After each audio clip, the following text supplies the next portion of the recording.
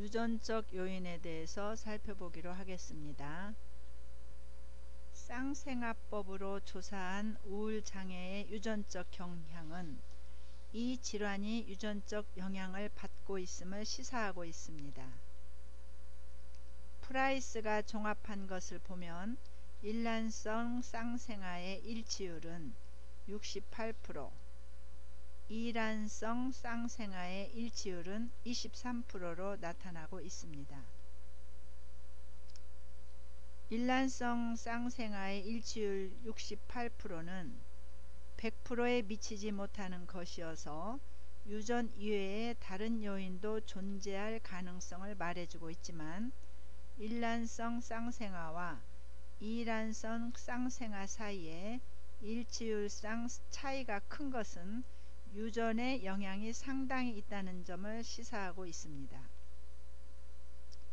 보다 최근에 이루어진 당극성 우울증의 쌍생아 연구 결과에 따르면 쌍생아에게서 유전율은 약 37%였으며 각각의 쌍생아가 처한 환경학적 요인이 유전율에도 영향을 주는 것으로 나타났습니다. 유전 양식에서도 양극성 장애는 X염색체와 연결된 우성 유전을 하지만 주요 우울증에는 그런 양상을 볼 수가 없다는 사실이 위너커 및 피부 등의 연구를 통해서 알려지고 있습니다. 이 양극성 장애의 유전 양식은 아버지가 양극성 장애일 경우 딸에게서는 모두 발병하지만 아들에게서는 발병하지 않고 어머니가 양극성 장애일 경우에는 딸의 절반, 아들의 절반에서 발병하는 사실에서 얻어진 가설입니다. 생명의 유전에서와 마찬가지로 성염색체인 X염색체에 유전 요인이 위치하고 있다고 보는 견해입니다. 그러나 주요 우울증의 경우는 부자 간의 발병도 많고 모녀 간의 발병이 모자 간의 발병보다 훨씬 많아서 성염색체 X에 유전 요인이 위치하고 있다는 가설로는 설명이 안 되고 있습니다. 두 번째, 신경생화학적 요인을 살펴보기에 앞서 요즘 코로나와 관련된 코로나 우울증에 대해서 영상을 살펴보겠습니다. 번쩍이는 조명기기와 무선 마이크, 집안에 들어온 노래방, 일명 홈 노래방입니다. 이렇게라도 기분이 나아진다면야 얼마나 좋겠습니까만 코로나와의 질긴 싸움 속에서 깊은 무력감과 우울증을 호소하는 분들이 많아지고 있습니다. 그래서 다시 모셔봤습니다. 심리상담 전문가시죠? 이호선 숭실사이버대 교수님 나오셨습니다. 자, 교수님 어서 오세요. 안녕하세요. 반갑습니다. 혹한기의 마음담요 이호선입니다. 마음담요. 네. 오실 때마다 소개 멘트가 바뀌시네요. 좀 따뜻해졌으면 좋겠어요. 그 네. 마음뿐입니다. 벌써 세 번째 출연이시잖아요. 네네. 조금만 지나면 괜찮겠지 했는데 어떻게 점점 하반기로 갈수록 더 상황이 심각해지는 분위기라서요. 지금 저희가 초기 벌써 1년이 지나갔어요. 1년을 꼬박 코로나라고 하는 감옥에 갇혀 있는 느낌인데 그 가운데 개인도 힘들고 가족도 힘들다 말하고 엄마들은 아이들 양육이 힘들어지고 취업생들 같은 경우에는 취업에 대한 불안이 커지고요. 네. 어르신들 같은 경우에는 이제 고립이 훨씬 더 커지게 되고 사실상 지금 현재 소상공인들 같은 경우에는 또 폐업을 준비하고 분들도 굉장히 많아서 이런저런 이야기들이 많지만 상담 현장에서는 더 절절하고 더 절실한 이야기들이 많습니다. 지금 상담센터 운영은 그러면 비대면으로 하고 계신가요? 지금 저는 전화하고 영상으로만 하고 있고요. 지금 비대면으로 전환한 지는 지금 한 4개월 이상 넘었고 네. 그 사이에 지금 현재 상담 훨씬 더 증가하고 있는데 특별히 그 이전에 힘들다 어렵다라고 하는 이야기를 중심으로 우리가 이걸 우울 상담이라고 한다면 전년 대비 3배 이상 늘어났다 보시면 될 것 같습니다. 조금 전에 소상공인들 좀 절절한 사연이 많다고 하셨는데 네. 좀 어떤 게 기억에 나세요? 이제 여러 사연들이 굉장히 많이 있습니다만 요새 사실 견디다 버티다 결국은 최종 폐업을 하는 분들이 계신데 그분 중에 한 분이 이런 얘기를 하시더라고요. 맨 마지막에 폐업하고 나면 집기들을 다 처분을 하잖아요. 네. 양꼬치집을 하셨던 분인데 이분이 그 집기가 나갈 때 그 화로를 붙잡고 울었다고. 그 얘기는 그 뜨거운 화로가 가장 뜨거울 때 또 가장 좋기를 바랬는데 그 앞에서 흘리는 눈물이 얼마나 네. 처절했을까 싶은 마음에 저도 눈물이 나더라고요. 사실 이 소상공인들은 우리 경제의 실핏줄 역할을 하시는 분이라 무엇보다 이분들의 마음 방역이 우리 경제 회복에도 중요한 역할을 할 것 같은데 또 이분들을 위한 구체적인 팁 있으실까요? 일단은 사실 우리가 경제라고 하는 이야기 앞에서 뾰족한 답은 아마 없을 겁니다. 그럼에도 불구하고 몇 가지 좀 제안을 드리자면 이제 제일 먼저는 함께 지금 이 시기를 겪고 있는 분들이 겪고 있는 여러 어려움들이 있습니다만 제일 먼저는 금융과 관련된 상담은 혼자 고민하지 마시고 최근 금융권에서 관련된 상담들을 굉장히 많이 진행하고 있더라고요. 네. 상담 꼭 받아보시길 권하고 두 번째로는 동종업계는 거의 대부분 비슷한 고를 겪고 있더라고요. 네. 그 얘기는 같은 업종에 계신 분들끼리 함께 힘을 모으고 우리가 마치 하나의 목표를 향해서 협동조합을 형성했던 것처럼 그와 마찬가지 방식으로 지금의 그 위기를 극복하기 위해서 함께 머리를 한번 맞댔으면 좋겠다라는 네. 말씀을 드리고 싶고요. 세 번째로는 보통 우리가 사업을 하시거나 장사를 하시는 분들 같은 경우는 혼자 이 고민을 끌어안는 경우가 많은데 사실 남편이 외벌이로 일을 한다 그럴 때 그 업을 사실 아내도 같이 하는 것처럼 네. 아버지가 일을 하고 어머니가 사업을 한다는 얘기 뭐냐면 그 가족이 함께 가족 사업을 하는 것과 다름이 없거든요. 네. 아이들에게도 내 부모가 지금 안고 있는 경제적인 어려움이나 이 상황에 대해서 좀 알릴 필요가 있고 네. 함께 머리를 모을 뿐만 아니라 마음도 모을 때이기 때문에 가족들에게도 이 이야기 같이 좀 공유를 하는 이런 시간을 좀 가지셔야 될 거라고 봅니다. 어려움을 솔직하게 공유하고 연대의 힘으로 이겨내라 라는 그렇죠. 말씀이신 것 같아요. 맞습니다. 1년 내내 또 취업 준비하다가 시간 다 보낸 우리 젊은 청년층 교수님도 자녀분들 중에 뭐 취준생이 있다고 들으셨는데 굉장히 네. 힘든 시기를 보내셨겠어요? 네. 지금 아마 가장 말이 없고 그중에서 가장 불안에 떨고 있는 게 취준생이 아닐까 싶은데 네, 제가 이 말씀을 좀 드리고 싶습니다. 지금 상황에서는 누가 어떤 위로를 한다 그래서 그 위로가 마음에 와서 탁 닿거나 탁 마음에 붙진 않을 거예요. 네. 그럼에도 불구하고 제일 먼저 우리가 이 위기가 불행 중 이게 불행인지 다행인지 모르겠습니다만 불행 중 다행으로 모두가 겪는 위기라는 것 누구나 할 거 없이 지금 다 고통스럽고 더군다나 위기를 동시에 겪고 있다는 건 어떻게 보면은 우리가 함께 이 위기를 겪고 있다는 건 혼자만은 아니니까 좀 네. 낫다는 거고요. 두 번째로는 코로나 위기라고 하는 건 코로나가 어느 정도 해소가 된다면 나아질 수 있다는 거거든요. 그렇다면 요 시기가 어쩌면 터널이 끝나는 시기가 다 같이 우리가 또 맞을 기쁨이기도 하기 때문에 이 시기를 고통의 시기이기도 합니다만 동시에 준비의 시기도 하고 오히려 네. 칼을 더 예리하게 갈아낼 수 있는 이런 시기로 삼으셨으면 하는 그리고 이게 목표가 됐으면 하는 바람이 있고 특별히 가족들에게 좀 부탁하고 싶은 게 있어요. 네. 어떤 거요? 우리가 보통 이제 많이 물어보죠. 안부 걱정, 특별히 명절 때처럼 최근엔 자꾸 물어보게 되잖아요. 네. 너 어떠니? 뭐 지원은 했니? 물어보시는데 지금은 안 물어보셨으면 좋겠는 게 최근에 통계를 보니까 20대, 30대가 취준생들이 그냥 놀아요라는 통계가 많이 나왔다고 하는데 네. 그냥 노는 취준생은 없거든요. 고통스럽게 그렇죠. 견디고 네. 있는 거기 때문에 이럴 경우에는 그냥 옆에서 그냥 지켜봐 주시는 것 그리고 밥은 말없이 주시는 거 되게 중요할 것 같고요. 그리고 누군가 그 취준생 아이들이 도움을 요청하면 그때는 기꺼이 가장 빠른 속도로 아이들에게 반응해 주신다면 어쩌면 이 혹한기 가장 혹독한 기대를 가지고 있고 그럼에도 불구하고 미래를 만들어 가야 되는 청년들에게는 그나마 우리 가족이 함께 할 수 있는 희망의 메시지가 되지 않을까 싶습니다. 정말 뭐 10대부터 또 중장년층까지 각자 겪는 그 세대만의 저마다의 고민이 다 있었던 것 같아요. 코로나 상황에서는요. 그렇죠. 특히 우리가 가장 관심을 가져야 할 계층은 그래도 이 어르신들이 아닐까 싶은데 이분들에 대한 상담은 어떤 식으로 들어오나요? 우리가 지금 최근 어르신들은 상담이 거의 안 들어오고 있어요. 이유는 간단합니다. 지금 상담의 활로 자체가 많이 막혀 있고요. 대부분 뭐 다른 분들이 연계를 주신다든지 아니면 직접 찾아오신다든지 하는 경우가 많은데 되게 어르신들 같은 경우 전화 상담이나 영상 상담은 거의 불가능해요. 그런데 이분들이 코로나 시국에 어떤 그 어려움에 처해 있냐면 제일 먼저 흔히 우리가 집콕이라고 이야기합니다만 네. 가장 고위험군인데 이 위험군이 단순히 어떤 코로나 바이러스의 위험군으로서의 고위험군만 있는 것이 아니라 집콕을 하게 되면 활동량이 줄어들고 네. 여기에 따라 건강에 직격탄을 맞는 게 바로 어르신들이고요. 두 번째로는 이렇게 집콕을 하다 보니까 사실 자녀들도 잘 찾아오질 못해요. 혹시 네. 감염의 위험이 있을까 봐. 그렇다 보니까 사랑으로 찾아가지 않는 게 오히려 이게 역설적인 고립을 만들어냅니다. 관계가 가족마저 끊어지는 상황이 된 거고요.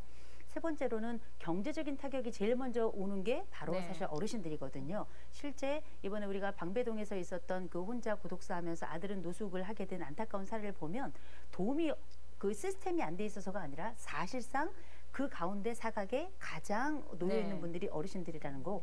그리고 이제 맨 마지막으로 우리가 지금 도심 같은 경우에는 그 사람은 많지만 절대 고독에 놓여 있는 네. 분들이 많습니다. 마을 공동체가 있는 농촌 지역이나 어촌 지역하고는 또 다른 면이 있기 때문에 네. 이런 공동체 또한 개인, 경제 그리고 가족 간의 모든 단절이 가장 큰 위험 속에 머물러 있는 분, 이분들이 어르신들이기 때문에 직접적인 돌봄과 도움이 지금 누구보다 절실하다고 볼 수 있죠. 그러니까 그렇게 절실한 도움이 필요한 분들한테 우리는 어떤 실제적인 도움을 줄 수 있어요? 보통 이제 아우 어르신들이 힘들구나 이렇게 생각하시는데 그분들이 내 아버지, 내 어머니거든요. 네. 그래서 제일 먼저는 내 아버지, 내 어머니에게 직접적으로 전화 연락하시고 그다음에 실질적인 도움은 전화 연락만 하시면 안 되고요. 네.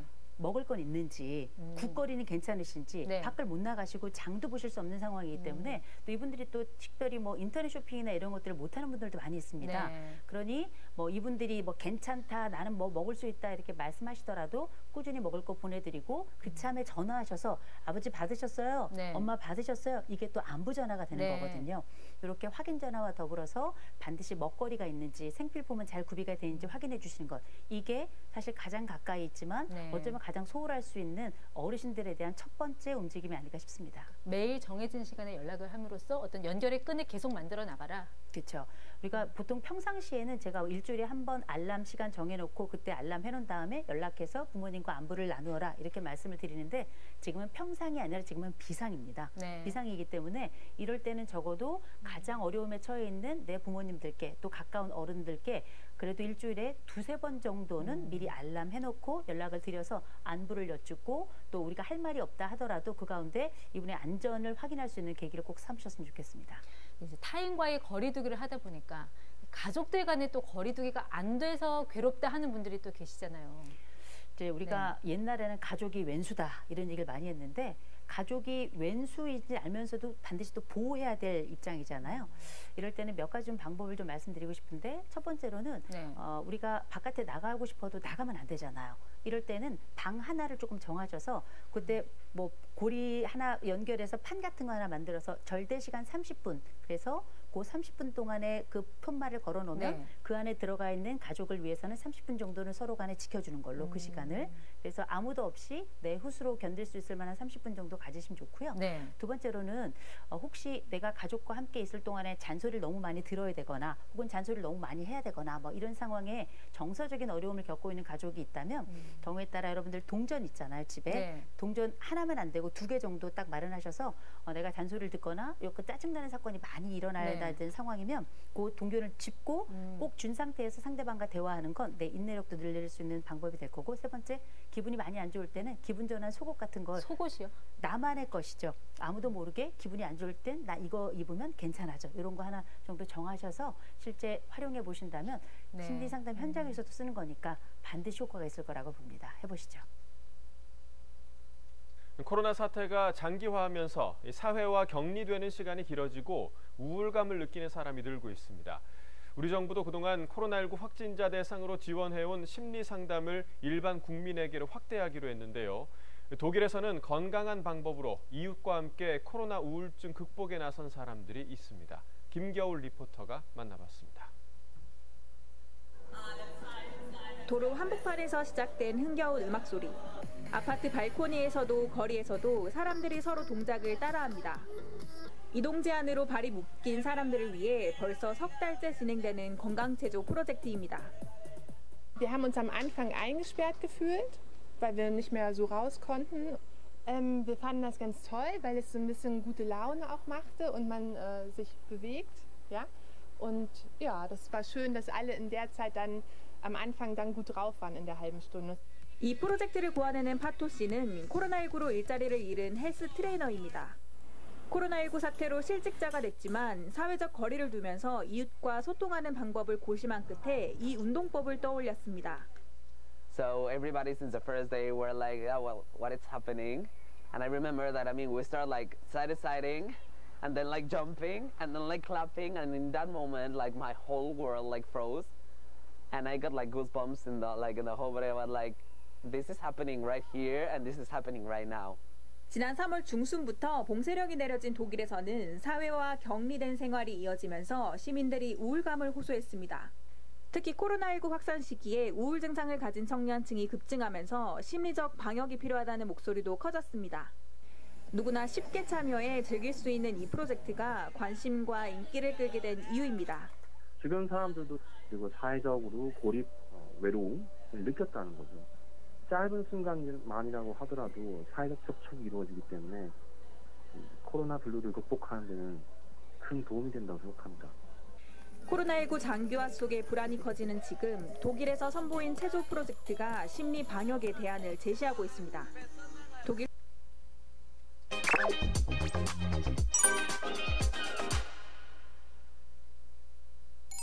자신이나 가족이 감염되지 않을까, 실적 악화로 인한 경제적 타격, 어두운 소식을 듣고 증상이 악화될 수도 있는 것입니다.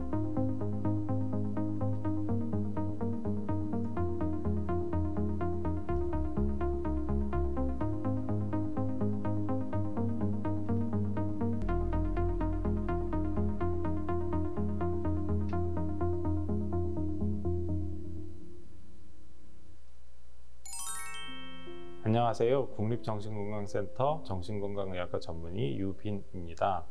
코로나19 사태로 우리의 일상이 크게 변화되고 있습니다. 또한 감염 사태가 장기화 국면에 접어들었음에도 불구하고 좋아지거나 호전되는 소식은 점점 멀어지고 연일 조심하라고 하거나 대규모 감염 사태가 다시 발생했다는 등의 미디어 보도는 불안감을 극대화시킵니다. 이런 불안한 시대에 국민들이 호소하는 코로나 우울은 무엇이며 어떻게 극복할 수 있는지를 소개하고자 합니다.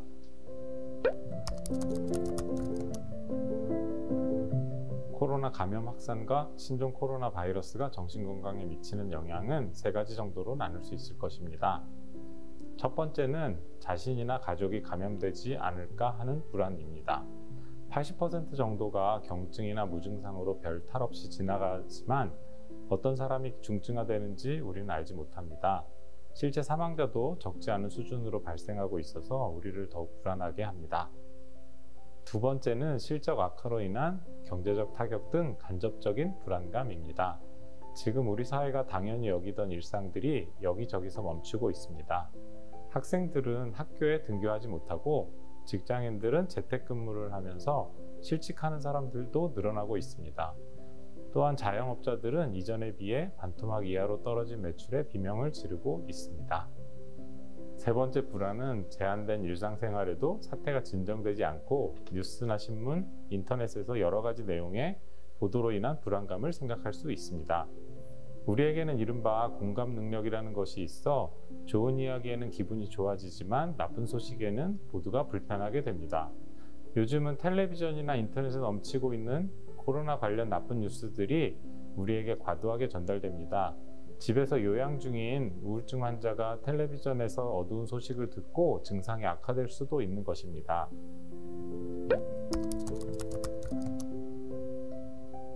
코로나 우울이 정확한 의학 용어는 아닙니다. 신조어라고 하는 편이 더 맞을 것입니다. 세계적 신종 코로나 바이러스 확산에 따른 바이러스 이외의 바이러스로 인한 영향으로서 불안과 공포에 대한 심리적 반응이라고 할 수 있습니다. 트라우마 스트레스 학회에서 지난 3월과 5월에 실시한 실태 조사의 결과 불안감 점수는 줄었는데 우울감은 오히려 증가하고 코로나 유행 전인 2018년과 비교했을 때 2배 이상 증가한 것이 보고된 바 있습니다. 정신과 의사로서 주로 뵙게 되는 분들이 정신적으로 취약한 분들이기 때문에 스트레스에 견디는 힘이 낮긴 합니다. 하지만 많은 분들이 점점 길어지는 상황과 미래를 예측하기 어려운 불안감 때문에 힘들어하고 우울해하는 분이 많아졌습니다. 미래를 보이지 않는다는 점이 역시 우리가 힘들어하는 점이 아닐까라고 생각합니다. 이상으로 코로나 블루에 대해서 알아보았습니다. 네, 영상이 도움이 되셨으면 좋겠네요. 다음으로는 우울장애의 원인으로 두 번째 신경생화학적 요인에 대해서 살펴보기로 하겠습니다. 항우울 약물의 작용 기제에 대한 연구와 더불어 기분장애의 생화학적 양상에 대한 연구가 최근 많은 발전을 보이고 있습니다. 그중 잘 알려진 것이 카테콜라민 이론과 인돌아민 이론입니다. 카테콜라민 이론은 우울증은 뇌의 기능적 아드레날린 수용기편에 N를 주축으로 한 카테콜아민이 결핍되어서 일어난다는 것입니다. 뇌인성 우울증으로 사망한 사람의 뇌에 카테콜아민, 특히 N의 함량이 감소되어 있음이 밝혀졌습니다. 더 주목이 되는 것은 이들 카테콜아민을 산화시켜 비활성화하는 MAO의 활동성이 우울증에서 증가한다는 사실입니다. 결국 우울증은 MAO의 활동성 증가로 카테콜아민의 양이 감소된 결과 생기는 것이라고 볼 수 있습니다.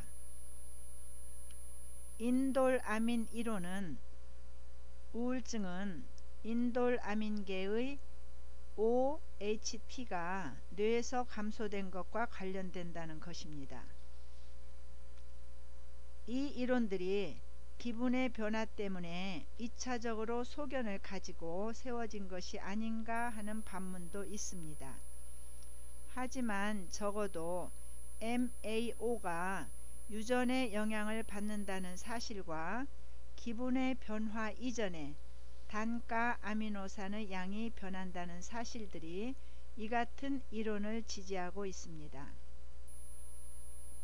세 번째로 신경생리학적 요인에 대해서 살펴보겠습니다.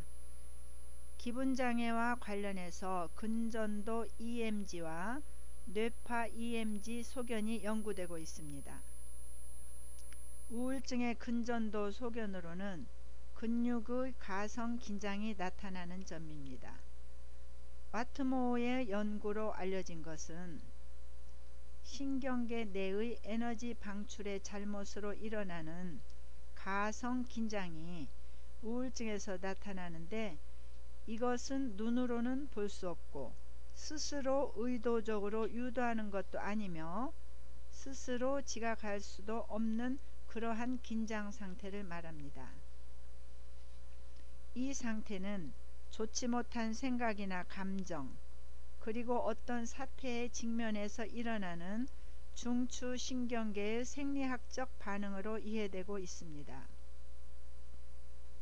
뇌파 소견도 꾸준히 연구되고 있으나 아직은 연구 단계로 뇌파상의 반응들을 우울장애의 원인으로 보기보다는 우울증의 한 생리학적 현상으로 받아들이고 있습니다. 네 번째로 심리적 요인에 대해서 살펴보기로 하겠습니다. 우울증의 심리적 요인으로는 정신분석학에서 말하는 역동적 측면과 실험심리학에서 말하는 특수한 환경적 요인, 행동주의 이론에서 말하는 사회적 강화 요인들이 거론되고 있습니다. 정신분석학에서 지적하는 우울증의 요인은 모든 외부의 가치를 받아들이기를 차단하고 자기 내부의 사태를 모두 외부의 것으로 돌리는 정신분열증의 기제와는 정반대로 모든 외부의 가치를 내향화하는 기제로 설명됩니다. 기분장애, 특히 우울증 환자는 비교적 안정되고 높은 가치를 추구하는 집안에서 자란다고 합니다. 성장 과정 중 어린 시기부터 감당하기 어려운 높은 성취를 강요당한다거나 특히 동생이 생기거나 젖대기를 갑자기 했을 때 어머니의 보살핌과 사랑을 잃어버릴까봐 불안해지고 그 결과 부모의 기대와 가치관을 무조건 받아들이고 그의 요구를 따름으로써 사랑을 유지하고자 합니다. 이럴 때 부모의 사랑이 느껴지지 않으면 자책으로라도 사랑을 회복하려고 하고 부모의 처벌도 달게 받습니다. 즉 부모를 자아 속에 투입시켜서 철이 들면 책임감이 강한 성격, 즉 강박적 성격이 되고 부모의 기대에 어긋나지 않는 사람으로 자라게 됩니다. 그러나 부모의 기대를 충족시키는 일은 항상 쉬운 것은 아니지요.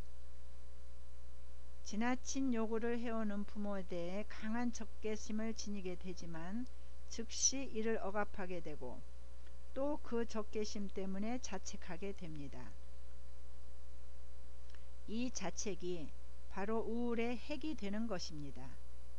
즉 우울증의 어린 시절은 성인의 가치를 내향화하여 자기 것으로 만들어 나가는 것이고, 그것이 잘 안 될 때 분노감과 죄책감이 생기는 동시에 책임감 강한 강박 성격이 됩니다.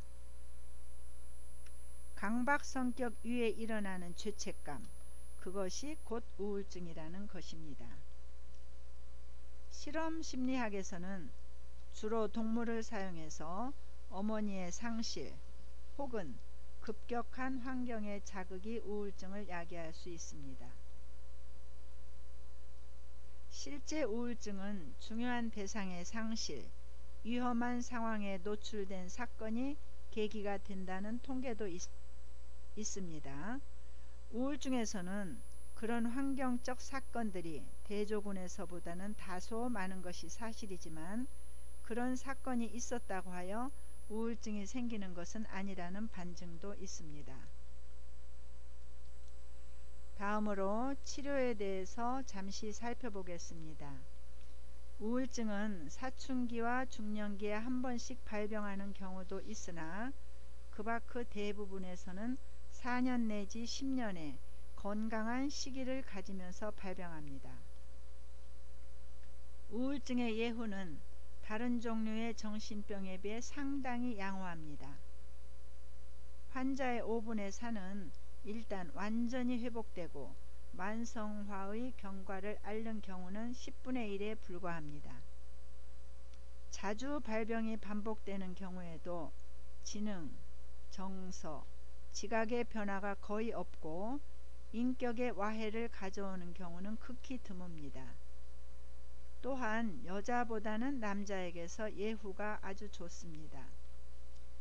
우울증의 발병 연령은 20세에서 25세로 발병 연령이 어릴수록 예후는 나쁘고 재발과 만성화의 가능성이 높습니다. 이와 관련하여 두 가지 설명이 가능한데, 일찍 발병할수록 우울증이 더 심하고 유전적 경향이 강하기 때문이거나 우울증의 결과로 중요한 사회 적응 기술을 습득하는 데 방해를 받고 인생의 전환기에 필요한 대처가 제대로 이루어지지 않기 때문입니다. 응급실을 내원한 자살 기도자에 대한 연구에서 이들의 정신과적 최종 진단명은 우울장애가 전체의 50.9%로 절반 이상을 차지하였습니다.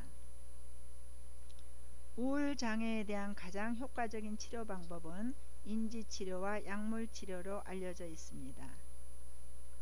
아론 백의 인지치료에서는 우울한 내담자의 사고 내용을 정밀하게 탐색하여 인지적 왜곡을 찾아내어 교정함으로써 보다 더 현실적이고 긍정적인 사고와 신념을 지니도록 유도합니다. 내담자는 자신과 세상에 대한 잘못된 믿음과 비현실적 기대로 구성되어 있는 역기능적 신념을 깨닫게 되고 이를 보다 유연하고 현실적인 신념으로 대체하게 됩니다.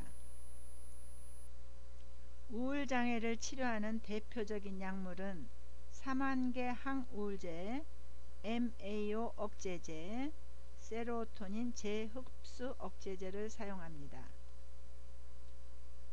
우울기의 치료에서 명심해야 할 점은 언제나 자살의 가능성이 있다는 사실과 그런데도 예후는 양호하다는 사실입니다. 우울기의 치료 목표는 환자를 우울한 상태에서 속히 벗어나게 하는 것이지만 자살을 방지하는 일이 우선되어야 합니다. 이번 주도 수고 많으셨습니다. 다음 시간에는 제11장 양극성 관련 장애에 대해 살펴보겠습니다. 감사합니다.